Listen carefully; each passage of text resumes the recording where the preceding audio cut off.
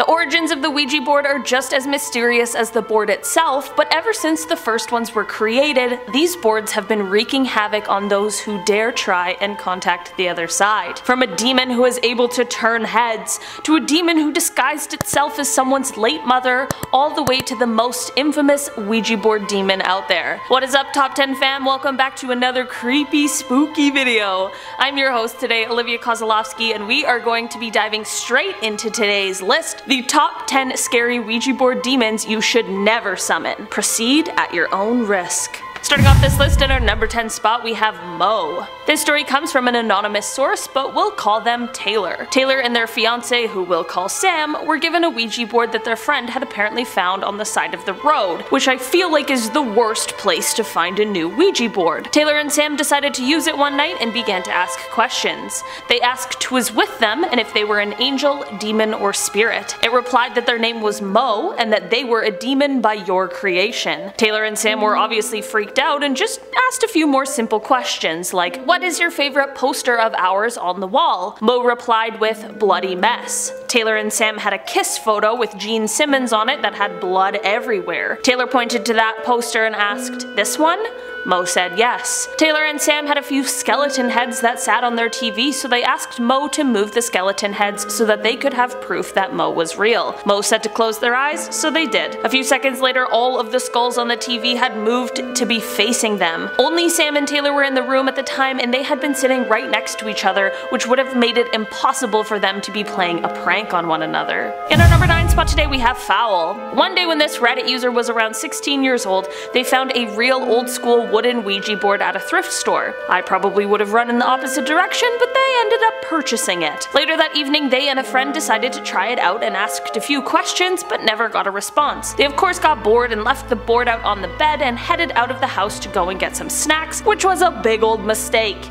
Never leave a Ouija board without saying goodbye. When they got back, they realized that the planchette was now moving, but completely on its own. The word foul was being spelled out over and over again, and the two just stared at it in absolute awe. Eventually they grabbed the board, broke it, and covered it with salt before they got rid of it in a safe place. I definitely think that this experience was probably the last time they ever used a Ouija board, and I hope the salt was enough to keep the demon at bay. In our number 8 spot today, we have X. Listen, a demon is never a good thing, but a demon named X actually sounds kinda cool. I'm gonna go ahead and guess that the people who contacted him through a Ouija board might disagree with me, however. This Ouija board story starts a couple months after the storyteller's mom had passed away. She was at a friend's house one night and passed out after a few too many drinks and later awoke to find her friends playing with a Ouija board. The friends were in tears and were claiming that her mother was trying to contact them through the board. The storyteller hadn't ever used a Ouija board before and wasn't really sure if she believed in it, but she agreed to at least check out what they were saying, if for anything, to prove them wrong. As she moved over to the board, the presence claimed again to be her mom and spelled out XOXOXO,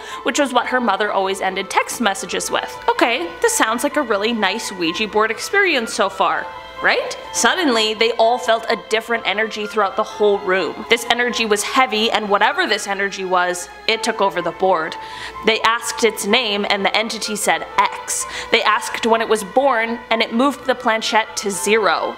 After this, they saw a beam of light shoot from the wall and into the storyteller's eye. No one knew what was happening, so they all finished the session, closed the board up, and vowed to never touch it again. In our number 7 spot today, we have Damien. One day, a woman named Abby had been playing around with a Ouija board for a while and ended up contacting an otherworldly presence who said their name was Damien. Once she was finished asking her questions, she packed up the board and put it away. That night, as she was getting ready for bed, she noticed that her computer screen changed from black to blue, which meant that it had been turned on somehow when she hadn't touched it.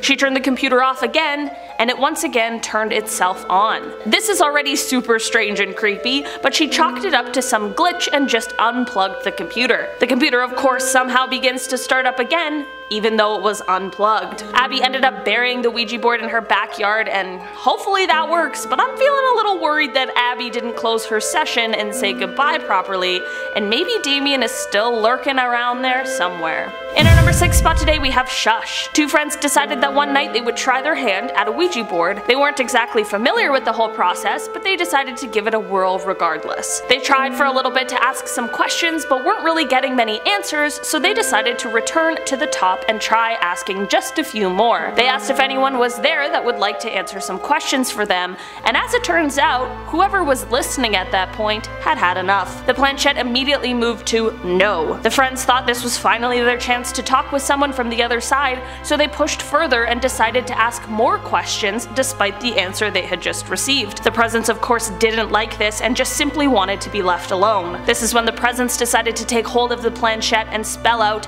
S-H-U-S-H. Yup. Shush. After this, the friends said that the room felt considerably colder and they decided that they better not stick around to find out what happens if they chose not to listen to what this presence just asked of them. I gotta say, that was probably for the best. In our number 5 spot today we have Joe. Joe isn't necessarily the first name that comes to mind when making a list of spooky demons, but this story that was posted on Reddit might just make me think differently. They explained that a few months ago one of their friends brought over a Ouija board. There were around 5 of them at this sleepover and they all began playing around with it and asking questions, and that is when they met Joe. After about an hour of questions and answers with Joe, one of the girls asked, "Joe, are you a bad spirit?" Joe answered, "N-O." Okay. That's good. But then Joe spelled out H-I-M. The girls asked him who he was talking about, and that's when he spelled out the words, "He's coming." That ended up being the end of the Ouija board experience for the girls that night because how terrifying. But they decided in the morning to try again. This time they began speaking to someone who apparently claimed to be Joe's wife. They asked her if Joe was a bad spirit, to which she quickly replied, Y-E-S. In our number 4 spot today we have Ed. A girl named Tammy and her sister used to mess around with Ouija boards when they were bored as teenagers, which sounds like the perfect plot of a B-roll horror film. Every time the pair used the board, they always came into contact with the same spirit who was named Ed. Ed wasn't horrible to the girls, but he would often threaten the girls' little brother, despite the fact that he was not playing with a board with them. It scared the girls so much that they eventually threw the board out. They never mentioned it to their brother because he was only 5 or 6 at the time and it just wasn't worth freaking him out when they thought that they had taken care of it. Flash forward quite a few years later and one day the little brother comes home with a friend. His friend brought a Ouija board and the two started playing around with it. After they finished, the brother explained to his sisters that he was super freaked out. They asked why, and he explained that he had contacted some demon named Ed, and Ed kept threatening him. Their mom ended up banning Ouija boards in the house after that day. In our number 3 spot today we have the Unnamed demon. This Ouija board story comes from someone named Paige, and unfortunately they weren't able to get this demon's name before they had to stop their Ouija board experience. When Paige was a kid, she moved into a new house that was way bigger but also way older than the one that they had lived in before, with her teenage sister and her mom. On the first night in the new house, the lady sat on the floor and ate pizza as you do when you move into a new house, and Paige's sister convinced their mom to let them play with a Ouija board. They started trying to make some sort of contact when a heavy box of books went flying across the living room out of nowhere. They were also in the living room, which had a fireplace, and earlier in the evening they had lit a fire. Right after the box flew across the room, the fire completely went out. Paige's mom was so freaked out that they all went and slept at their grandmother's house that night, which was probably the best idea that they've had all week. In our number 2 spot today we have ZOZO. Would this be a list of Ouija board demons without ZOZO?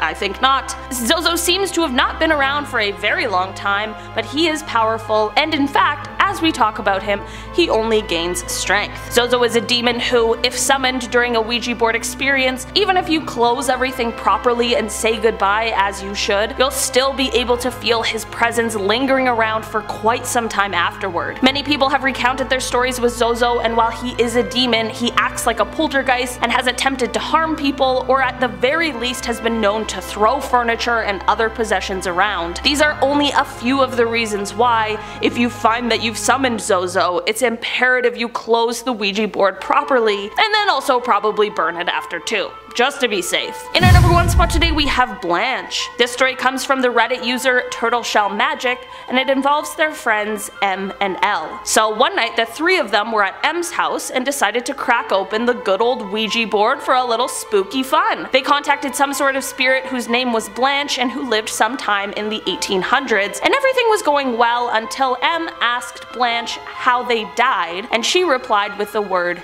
killing. M asked how they had been killed, and Blanche said, "Not I." From there, everything started to get really heavy and the room felt really different. All of a sudden, the board was ripped from their hands and went flying across the room. They stopped playing immediately, but I don't think they closed everything properly. After this incident, M's mom passed away just a week after from an illness that no one knew she had. Not long after this, L's mom was hospitalized, and then shortly after that, Turtleshell's mom had to have emergency surgery. Maybe this was just all some horrible coincidence, but Turtleshell says that since then, they have experienced things that they think are directly related to what happened that night. Things like hearing voices, dark shadows, hearing footsteps. They find themselves wondering if they're still haunted despite it having been 9 years since that night. Alright guys, that has been our list for today. Thank you so much for checking it out. Don't forget to hit that thumbs up button if you enjoyed today's video, and subscribe. As we've learned today, we must not skip the most important part of the Ouija board process. Goodbye!